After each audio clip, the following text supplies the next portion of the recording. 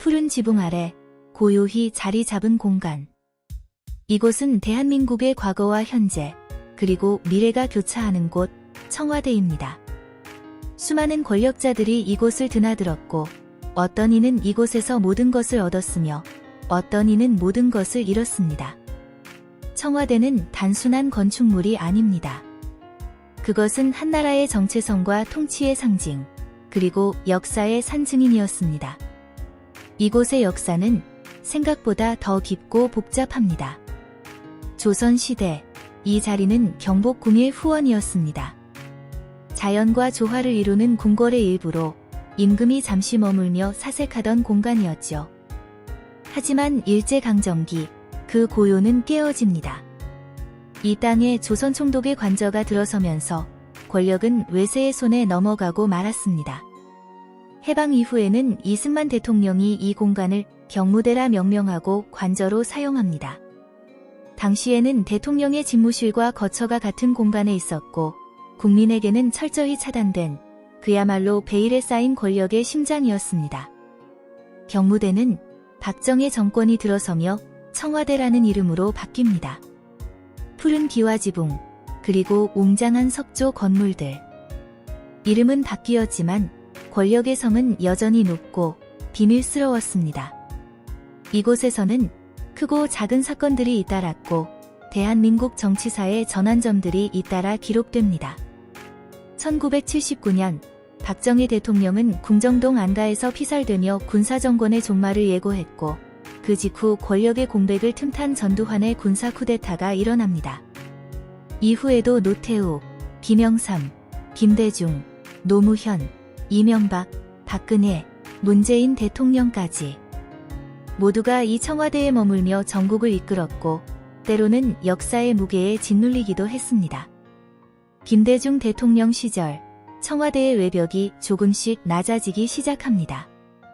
당시에는 국민과의 소통을 강조하며 일부 내부 공간을 공개하는 시도를 했고, 노무현 대통령은 국민과 가까운 대통령을 표방하며 산책길을 개방하고 인터넷 방송을 통해 청와대의 모습을 비추기도 했죠.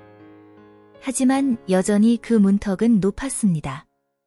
청와대 앞길조차 자유롭게 걸을 수 없었고, 관광버스는 멀찍이 떨어진 지점에서만 정차해야 했습니다. 그저 멀리서 바라보기만 했던 청와대.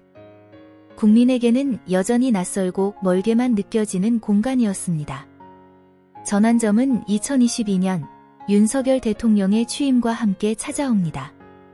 그는 대통령 집무실을 용산 국방부 청사로 이전하겠다고 공약했고, 실제로 취임 직후 이를 단행합니다. 그와 동시에 청와대는 74년 만에 일반 시민에게 전면 개방됩니다.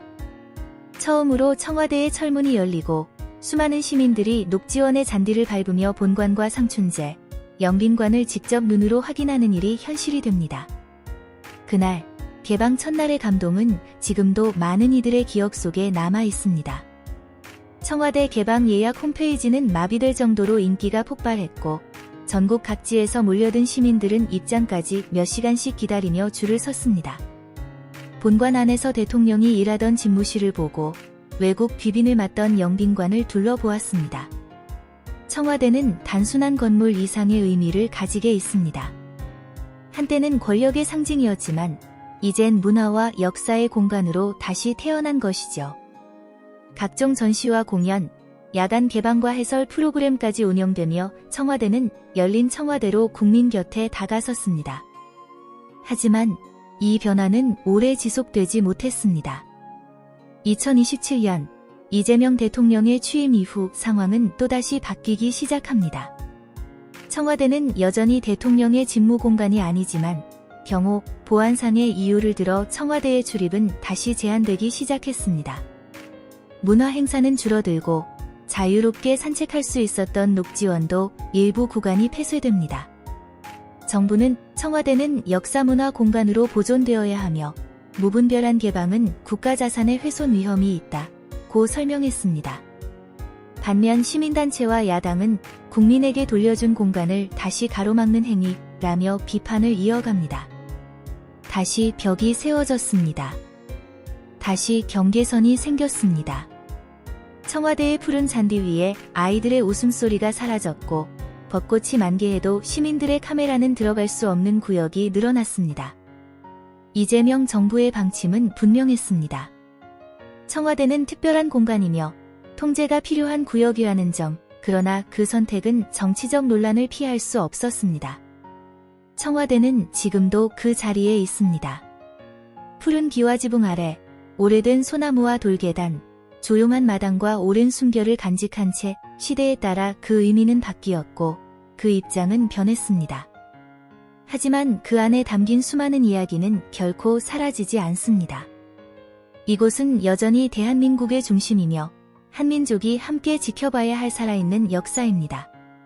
그리고 이 질문은 여전히 우리에게 남아 있습니다. 청와대는 과연 닫혀야 하는가? 아니면 다시 열려야 하는가? 푸른 지붕 아래에 담긴 이 거대한 이야기의 끝은 결국 우리 모두의 선택에 달려 있습니다.